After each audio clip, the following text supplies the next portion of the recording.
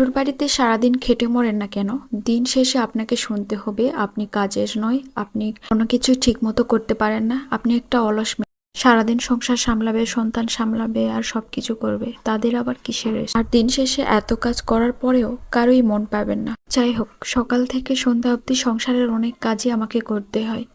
প্রতিদিন সেই ফজরে আজানের পরপরই ঘুম থেকে উঠি। সেই ৬টা থেকে আমার কাজ শুরু হয়। প্রতিদিনই আমার খুব তাড়াতাড়ি ঘুম থেকে উঠতে হয়, সেটা যত রাতেই ঘুমায় না কেন।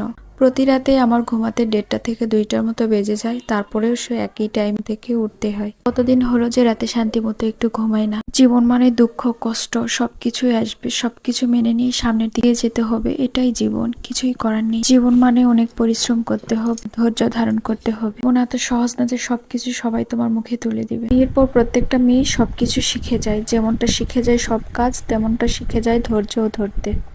বিয়ের আগে আমি তো